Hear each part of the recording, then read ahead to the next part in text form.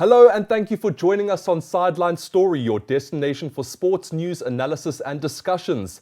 I'm Brandon Yates and today we'll be discussing the 2024 NBA season so far. We'll chat about player and team performances, potential title contenders, as well as the emergence of new superstars that may be dethroning some of the game's biggest names of the last few decades. I'll be getting through all of these talking points with my two fantastic co-hosts, Yang Guang and Tian Yu. And guys, we've had a pretty phenomenal NBA season so far. We've seen some pretty good performances from a variety of teams. I guess some surprise teams along the way. But I think most of the teams that we've been seeing doing well up until this point, we kind of expected at the beginning of the season, I'd say. But Yang Guang, from your side of things, who do you think has been the top performing NBA team so far? Well, I have to say the Dallas Mavericks played some impressive basketball these playoffs. They used to be a team that hugely depended on the offensive game. Yeah. If they didn't feel the shooting rhythm, they would be beaten in a one-sided loss. You're basically saying if Luka doesn't perform, back in the day, then the Mavs didn't perform, right? Yeah. But their defense has been hugely upgraded this season. You can see they always limit their opponent's points to under 20 points in a quarter, which is very phenomenal. Very impressive, especially at this NBA. level. Yeah, and I guess this change came from the mid-season transfer when they got Daniel Gafford, an excellent rim protector, and PJ Washington, quality power forward with excellent perimeter defending skills. I guess these aren't names that necessarily dominate the headlines, but when you actually look at team performances and you analyze the importance of players like the ones you've just mentioned, they are so critical to a team's success. You know, you can have the superstar names like Luka Doncic, etc., but you need some of these guys to actually, like you said, you know, be very aggressive around the rim and also give those attacking players the opportunity to do what they do best and not be too concerned with other elements of the game. Yeah, they may not be that famous in today's NBA. Not the headline grabbers. Yeah, but they are really good role players. Absolutely. And plus, Derek Lively II, the rookie, the Dallas Mavericks chose from the NBA draft last season. So the height of this team improved almost overnight. And they built a no-fly zone around their basket. Yeah, nothing wrong with a bit of height in your team in the NBA, right? Yeah. And their rebounding has turned into among the best in the league. Yeah. And on the offensive side of the game, I have to say Luka Doncic and Kyrie Irving are both killers, especially Kyrie Irving. I mean, Chinese fans call him the walking scoring museum because he knows all the moves, how to score, and he knows when to use his weapons. Yeah, and he seems to have come back from all of the controversy that he was dealing with over the last couple of years and seems to be back to his best. And I think there were some concerns initially when he joined the Mavs that he might not necessarily get along with Luka and there might be a battle for who's the biggest star at that franchise. Doesn't seem to be a problem, right? No. And Irving, his game mode has changed now. It's like he doesn't make many attempts in the first half, but always steps up in the second, especially in the fourth quarter when it matters the most. Yeah. I have to say the Dallas Mavericks are the most underestimated team in the playoffs this season. I mean, they haven't really been mentioned with the likes of, I would say, the Celtics, the Nuggets, etc. You know, they've kind of flown under the radar a little bit. But doing business as best as they can. They've been, you know, very consistent. And like you said, they've improved in areas that they really needed to improve on. And it's having a great impact for them this season. Yeah, in the first round series against LA Clippers, they played really tough basketball. That series was almost turned into a wrestling game. Yeah. And the Clippers were so heavily favored at the beginning of the season, right? And they've kind of disappointed a little bit. And I think that also has to do with just the incredible performances of the Mavs. In that series, the Dallas Mavericks were the more aggressive side and they won in 6. I think their game style is like they know how to win narrow games now. They know when it's back and forth, they know how to prevail in the end. And that's so important at this level, especially when you get to, these phases where teams are being eliminated. It really does come down to who performs the best at the latter stages, particularly of a game. And when you're facing a team that's of a similar level to you, those little differences can make a big difference in terms of how your season turns out. Yeah, previously it's like the Dallas Mavericks was like, if I can't beat you by 20 points, I will be beaten by 20 points. Yeah. So this change is really impressive. So I guess their mentality has also improved along with their, defensive abilities, and you also have the likes of, Kyrie Irving and Luka Doncic doing what they've always done. But I think maybe some of the areas that you mentioned, so on the defensive end and also just sorting out their mentality when it comes to those close games, and also if it's not a blowout, then not completely giving up.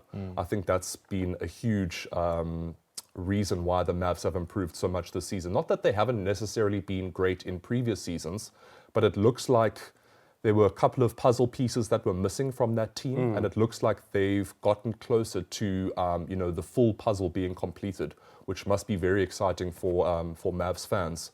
Tianyu, from your side, any other teams that have really caught your eye so far? I would say what the New York Knicks has been accomplished this season has been quite remarkable to me.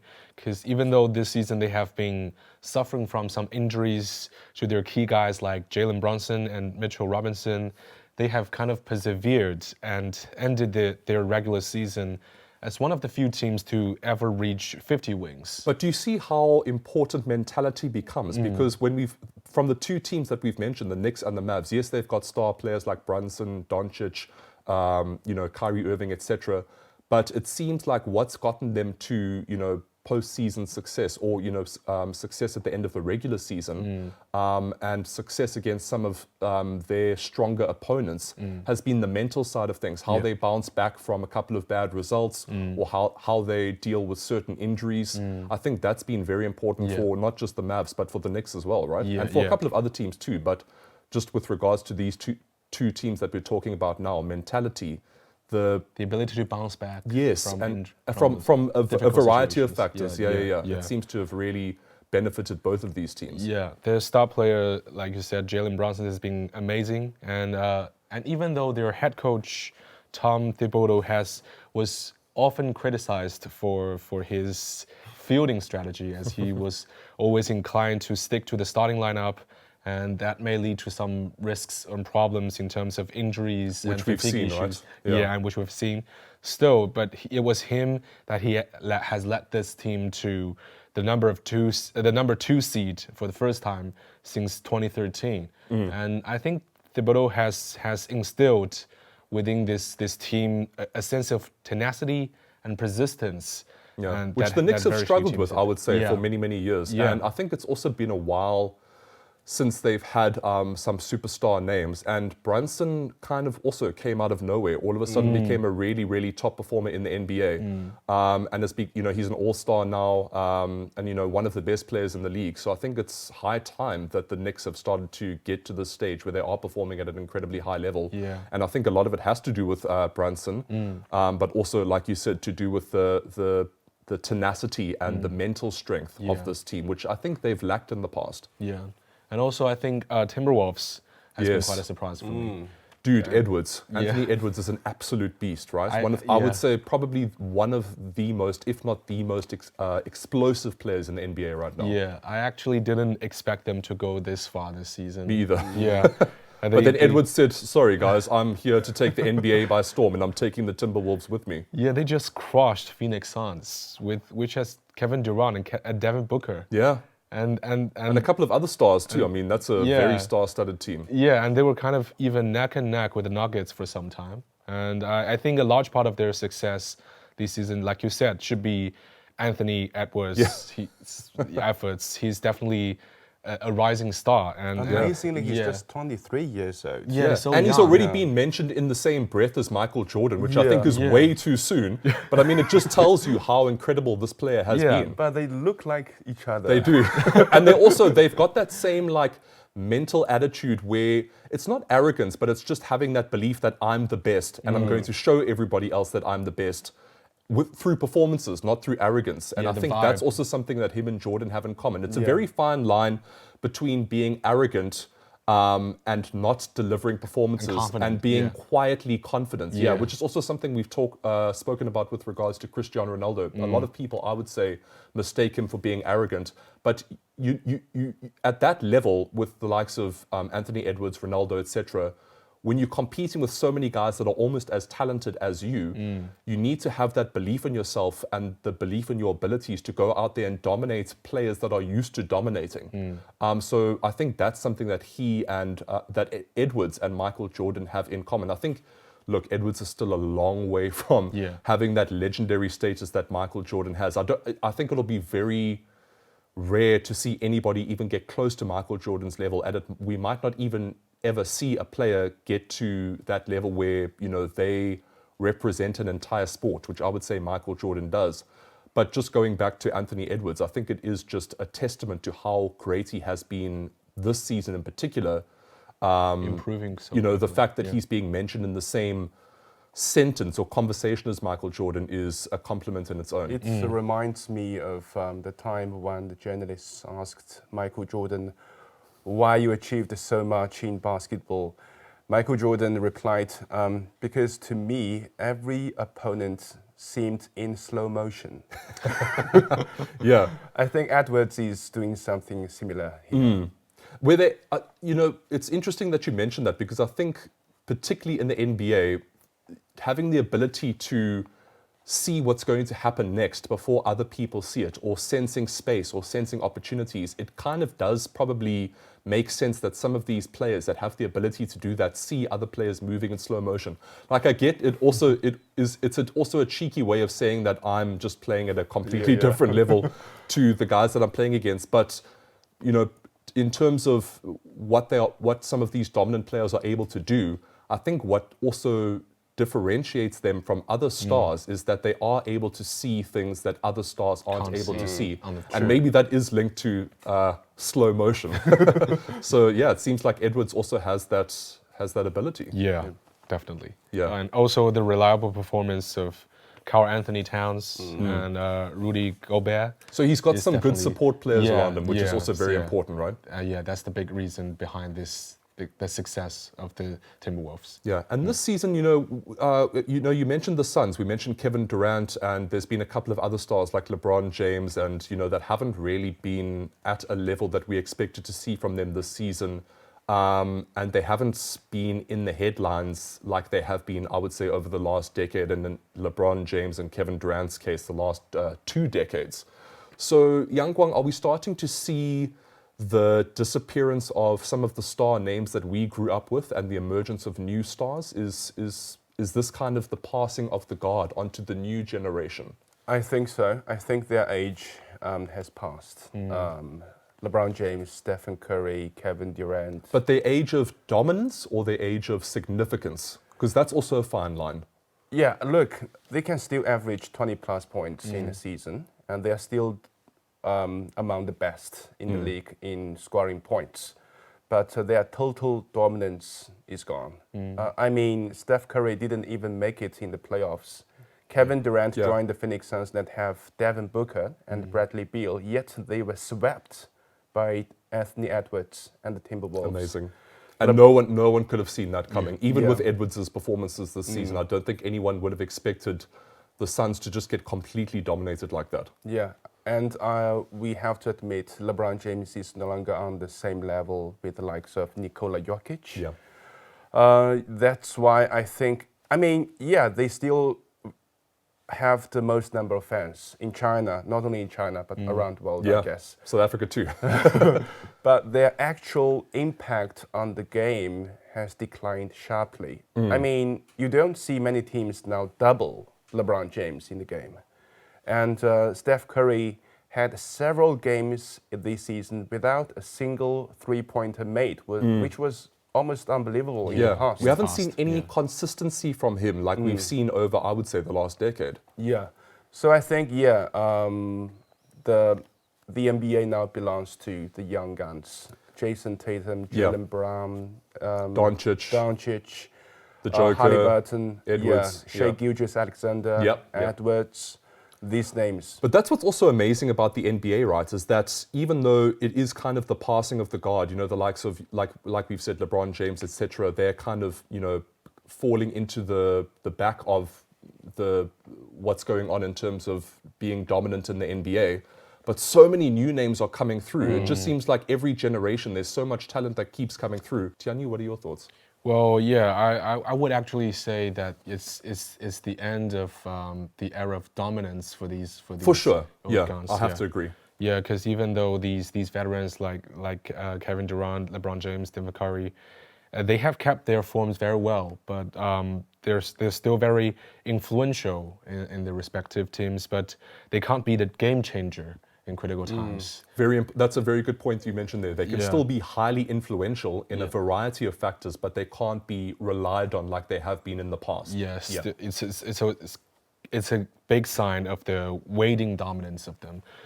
We used to watch NBA games, just look at the performances of these superstars, and they have the ability to determine the result of the game. But time is different. Like you said, we are seeing a variety of emerging young guns, young players, Luka Doncic, Nikola Jokic, Jamal Murray, and now, as I said, as we said, Anthony Edwards. They're all very talented, and they have been making their presence felt on the court. So it's not the era of James versus Curry anymore, and we're seeing a great number of teams that barely made it to the postseason in recent years, like Indiana Pacers and New York Knicks. So it's no longer a two-teams league. Every team has the possibility to advance to the next round. But I think that's what's also been exciting to watch about the NBA is that so many of the weaker teams have gotten so much stronger. I would say the NBA at the moment is probably the most competitive that it's ever been in terms of a whole variety of teams being able to compete for the title, whereas previously it was 3 or 4. I would say now it's a lot more than that. I mean, look at the roster of the Oklahoma Thunders. Yeah. The average age of that team is just 24 years Incredible. old. Such a And they young topped the team. Western Conference in the regular season. Just unbelievable. Yeah, so it seems like a lot of these young talents that are coming through are really dominating the league. But I think where Curry, Durant, LeBron, etc. deserve so much credit, not just for what they've achieved in terms of rings and numbers and just all that they've done and just achieved this status that I think will last in the NBA for a very long time. I think we'll even many years after some of these names have retired, we'll be mentioning them for many years to come. Some of these young guns that are coming through, no doubt, are incredibly talented and have the potential to dominate the league for a very long time. But I still think they have a lot to learn in terms of consistency and longevity, which is something that particularly the 3 names that we've mentioned over and over again, LeBron, Curry, and Durant, have managed to achieve for 2 decades. So do you think that Yang, some of these young talents that are coming through, do you think they have the potential to get to that level that some of these names that we've mentioned have achieved? And what can they do to get there? I think first thing first, they need to take care of their body, take care of their health issues, because that's what LeBron Has been doing. Yeah. That's a great example for the young guns to learn. And another thing, you need to work hard every day. Yes. It's just not your talent that take you here, but your diligence and discipline. Yeah, because there's a lot of talented players in the world, right? I mean, there's probably hundreds, thousands of talented basketball players in the US alone just coming through the system. But it takes more than that just to get to A, the NBA, and B, to be a dominant force in the NBA, and C, to be a dominant force in the NBA for many, many years. So talent is one thing. We've seen talent. We see talent every single year in the NBA. But when all of that talent comes along, we still mention those names, LeBron, Durant, Curry, and we have been doing so for about 20 years now. So I agree with you, Yang Guang. It takes taking care of the body. It takes, discipline. And my concern is that maybe with the emergence of social media and pop culture and all of these and the insane money, which we have had in the NBA, but it does seem to be getting more and more. It seems to be increasing every year in terms of other distractions that players and teams have to deal with. So I think, in terms of longevity of these up-and-coming players and the ability to dominate for many, many years, I think they've got a lot to deal with. And I think to be able to deal with that is going to require, like we've said, discipline and taking care of your body, etc. So it remains to be seen if these young stars that are now dominating the NBA have the ability to go on and dominate for many, many years, because I think that's what separates some of the names that we've mentioned from other talents, is not just their ability in terms of just natural talent, but the ability that they've had to dominate, such an incredible league for so many years. And they've seen so much talent come through, but no matter what talent comes through, 4, 5, 6, maybe 10 players have been able to dominate the NBA for many, many years. And I think a lot of that has to do with something that is not just talent. But speaking of talent, Yang Guang, Nikola Jokic, another MVP award, seemingly unstoppable. And the only way he seems to be stopped is when he's, marked by 2 or 3 players. And even then, he's just got so many talented players around him, it doesn't really seem to affect the Nuggets. And even when he is heavily marked, his playmaking ability allows him to create, opportunities for the likes of Jamal Murray, etc. So when you look at the Nuggets this season compared to last season, do you think they've improved? And just with regards to Nikola Jokic, I had the privilege of seeing him play in person in Miami in March against, of course, the Miami Heat. And just seeing him in person and just seeing what he does was absolutely incredible, because obviously when you see these NBA players playing in person, you realize how incredibly talented they are. How big they are. And how big they are, yeah, but also how dominant Jokic is. And what's incredible is that he has the ability to make his opponents look like school kids compared to him. But the guys that he's playing against are top-level NBA superstars. Yeah. So just to see a dominant player dominating other dominant players was just incredible. But so just with regards to Jokic and the Nuggets, have they gotten better, which I didn't think was possible? Interesting. Jokic was deemed as the least talented player when he entered the NBA league. Like Stephen Curry. Or like Tom Brady when he came into the NFL. I think he was like the 100th and something pick, and then he went on to get, 7 rings? So it seems like some of these... But then again, that's another example of how talent isn't necessarily all that it is. It's hard work and dedication, because I think even when Giannis came into the league, he wasn't very highly favored. And then he, changed his body and then became this dominant force, Giannis Antetokounmpo. So it seems like Jokic has also just proven the haters wrong. Look at him now. Yeah. He's absolutely the face of the league right For sure. now. I would say this player has no flaws to me. I mean, he's the combination of Shaquille O'Neal, Dirk Nowitzki, plus Magic Johnson. Maybe just being excited in post-match interviews, that's maybe something he needs to work on. He always looks a little bit like sad and depressed with his performances, even though he's the most incredible player that I've ever seen. Yeah, and he can play a one-on-one. Yeah. And he can create space. And great shooter as well. Yeah, easily find open teammates. But back to the Nuggets roster, I have to say, compared to last season, their depth, in terms of the depth, and the Nuggets looks thinner this season. They don't have a very good number 2 center to replace Jokic when he's off the court. I think that's also been a huge plus for the Nuggets, right, is their health this season, because like you said, their depth isn't great. Like, I mean, if Jokic or Murray got injured, I think they would be in a very difficult position. So, credit to the team doctors at the Nuggets as well, all the players that have been taking care of themselves. Yeah. And again, see how important it is to take care of your body. And they lack a top-tier perimeter defender. But with the foundation, Jokic with the team, it seems like there's no problem at all. Yeah. Jokic is like the Joker in the poker game. Joker always rules. Yeah, for sure. He's been absolutely dominant. Tianyu, from your side, do you think the Nuggets have improved or do you think they're the same? What is your stance on the Nuggets right now? I think the Nuggets is definitely doing better. Jokic, as always, continued his dominance on the court. He just won the MVP, joining Michael Jordan and LeBron James to become the 9th player to claim 3 MVP awards in NBA history. Incredible. That's incredible. And we've talked about how all-around he is. He's such a versatile player with dominance in the post. He's so difficult to Incredible. stop because there's so many elements of his game that require different types of attention from an opposing team. So I think if I'm a coach of a team that's playing against Joker, I wouldn't know how to handle him. Yeah, he's got incredible shooting accuracy, exceptional ball handling, and passing ability for center. And with his playing style, I think he will keep his dominance for quite a long time. Yeah, I'd have to agree. And then when you look at the Boston Celtics, Yang Huang, they've been dominating in the East. Is this their season? Yeah, I guess they are on course to win the Eastern Conference Championship.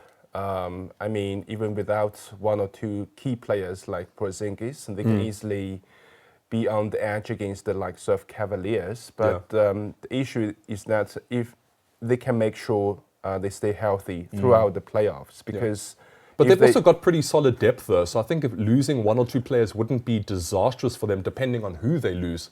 But I think that's one area that they've improved on is their squad depth. I have to disagree. Really? Because I think the likes of Holiday and Porzingis have added huge Because they're depth all to... starters. Yeah, fair enough. The five So their starters. bench is looking a little bit thin. Yeah, a little bit shaky. Okay. If they go into the finals and meet the Western Conference champions, Right. if they don't have 1 or key players like Porzingis, that would be a big problem. Yeah. And another question is, if they go to the finals and the Western champions went through 3 tough rounds of competition in the West, because there are so many good teams in the West, can the Boston Celtics match that game intensity from the very first match? That would be a big question mark there. And that's also assuming that whoever gets through that conference also doesn't have too much fatigue or injuries on their end. So I think there's a lot of elements we need to look out for. Tianyu, from your side, is this the year for the Celtics? I would say they are definitely looking to be the odds-on favorite to win the finals. They had a perfect record at the regular season. They had as the only team to finish with over 60 wins. That's incredible. And they have 3 players to average 20 points per game, namely Jason Tatum, Jaylen Brown, and Porzingis. Right. I think the data actually says a lot about the depth and talent of their squad. And when you have so many scorers in the team, it's really hard for your opponents to defend because they can't effectively curb your attacking power. Yeah, so I think they're definitely one of the teams that we're going to be looking at when we get through to these final stages. But like we've said, the NBA has just been so strong this year. There's so many teams that are dominating in both conferences. So it's the rest of the season, I think, is going to be very interesting to watch indeed. But that is all we have time for on this week's episode of Sideline Story. Thank you so much for joining us. And of course, we will be back next week with our latest topic, and we'll see you then. This is CGTN Radio. Hear the difference.